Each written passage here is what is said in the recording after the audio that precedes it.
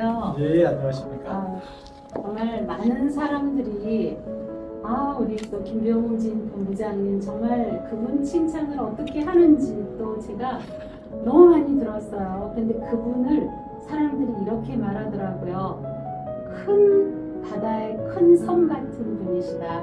또 내공이 너무 커서 분명히 저분은 앞으로 큰 일을 해야 될 분 같다. 그렇게 말씀하시는데 제가 비로소 지금 실감했습니다.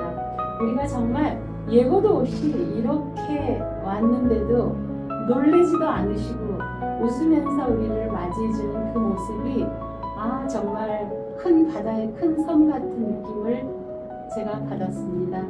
감사합니다. 오늘 인터뷰 응해주셔서 감사합니다. 예, 제가 함께 감사드립니다. 하겠습니다. 예. 네. 많은 분들이 방송인 김병진 본부장님을 기억합니다. 그 이전 해남에서 자란 소년 시절은 지금의 본부장님에게 어떤 영향을 주었습니까? 예, 그 대답을 하기 위해서요. 제가 제 책을 썼는데 이제 PD가 된 땅끝 소년이라는 거예요. 이제 제 해남에서의 어떤 그 생활을 쓴 건데요. 거기에 이제 제가 이렇게 썼습니다. 맨 마지막에 제가 한번 읽어볼게요. 땅끝 해남은 어린 시절의 나를 단련시킨 곳이고 살아가면서 시련이 닥칠 때면 이겨낼 힘을 주었던 곳이다. 또 앞으로도 언제든 내가 안길 수 있는 넓은 어머니의 품 같은 곳이다. 나는 지난 2005년 초 별다른 준비도 없이 히말라야를 겁없이 올라갔는데 그렇게 갈 수 있었던 힘은 어린 시절 뒷동산을 오르던 기억과 경험에서 나온 것이다.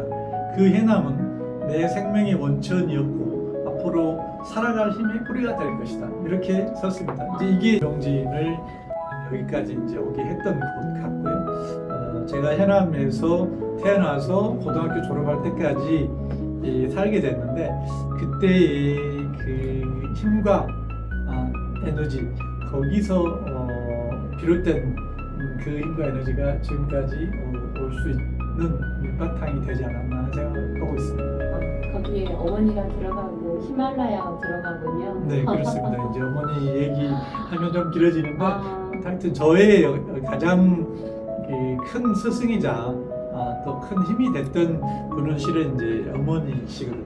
네, 어머니의 분석. 두 번째 질문 들어갑니다. 수많은 길 가운데 방송을 선택하신 이유는 무엇입니까?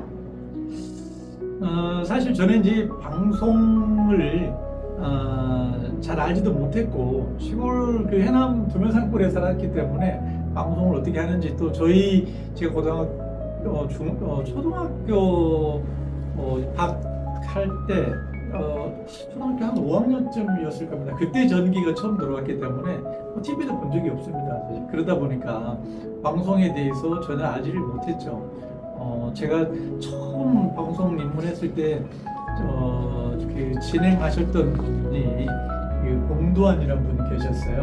오래된 이제 아주 언론인의 선배이신데 그분이 저한테 그런 얘기를 하셨어요. 처음에 어디에서 왔나, 고향 어디냐 그래서 전라남도 해남이라는 데입니다. 그랬더니 전기는 들어왔어 그러시는 거예요.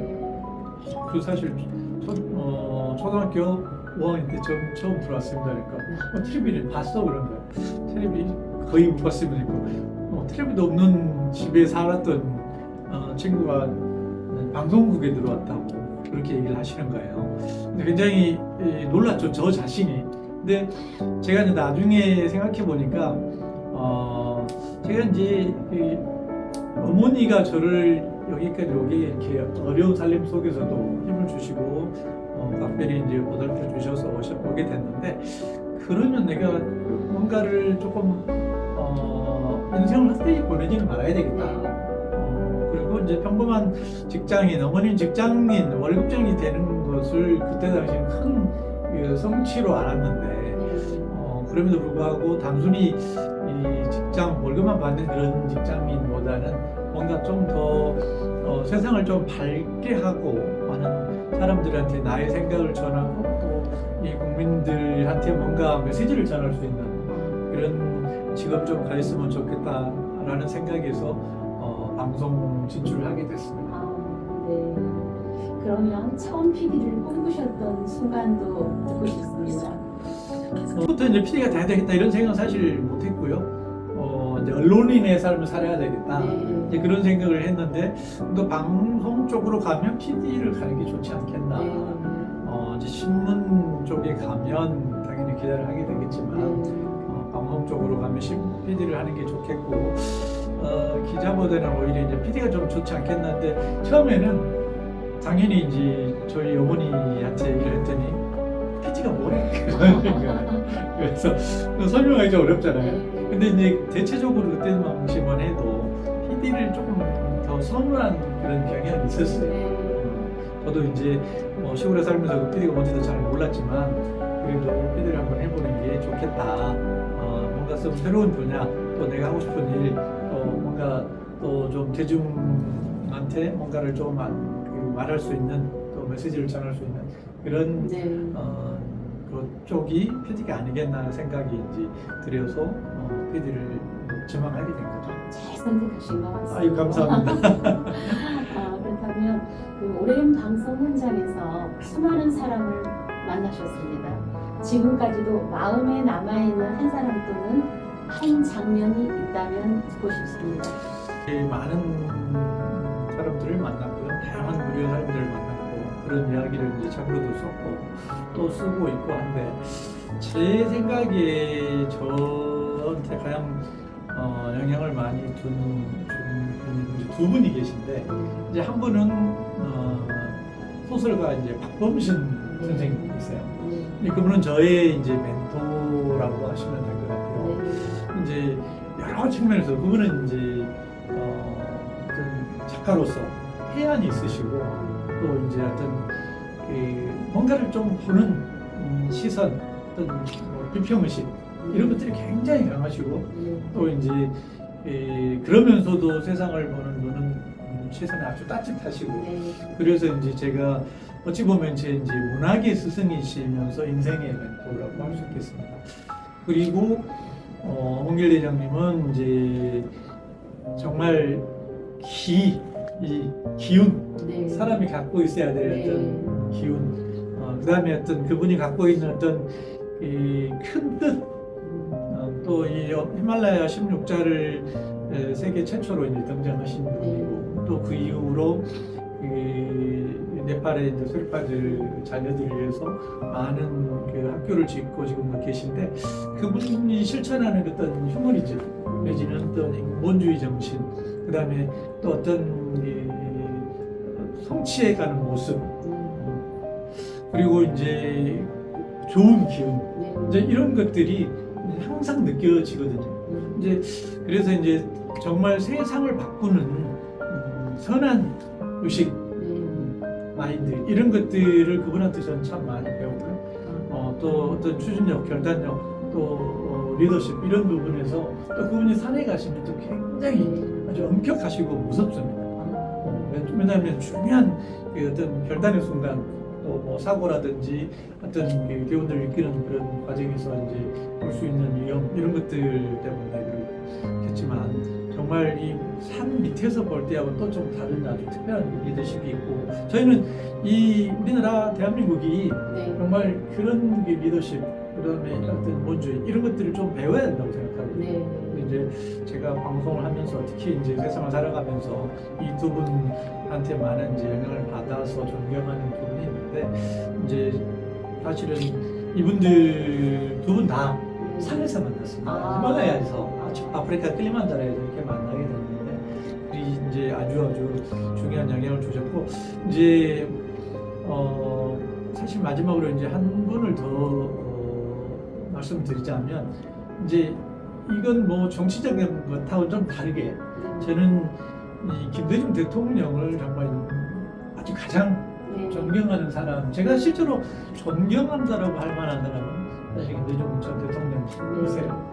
이제 그분이 갖고 있는 여러 가지 어떤 아우라 또 능력, 노력, 그 어떤 리더십 이런 것들을 저는 어려서부터 이제 그분에 대해서 듣고 또 배웠는데 실제로 많은 분들이 얘기를 들었고 이제 정치인으로서 이제 얘기를 들었지만 실제로 저는 정치인으로서보다 일단 한 인간으로서 그분을 진심으로 존경하는데 문제 한 가지 아쉬운 게 있습니다.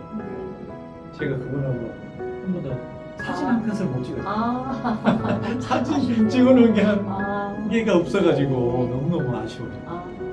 예, 세상을 살아가면서 그 모든 사물을 보는 안목 중에 가장 그 중요한 안목이 사람을 보는 안목이라 그러는데 우리 본부장님께서는 그 안목이 정말 훌륭하신 것, 뛰어나신 것 같아요. 그래서 멘토님들도 그렇게 훌륭하신 분들을 만나서 또 그런 영향을 받고 또 그런 길을 받아서 정말 여기까지 오신 것 같습니다. 네 번째 질문은요. 본부장님께서 방송과 콘텐츠를 만들 때 가장 중요하게 지켜온 원칙이 있을 것 같은데 그 원칙은 무엇일까요? 저는 중요한 건 방송 제작에서 가장 중요한 것은 공정성이라고 생각합니다. 네. 공정성.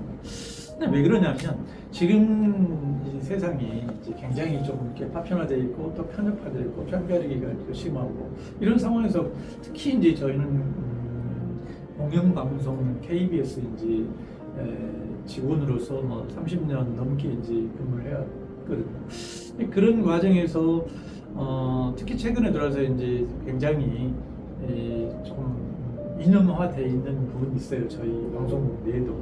그런 측면에서 보면 우리가 국민들을 상대로 하는 방송인데 이제 국민들은 뭐 한 개인으로서는 자아가 될 수도 있고 우가 될 수도 있고요.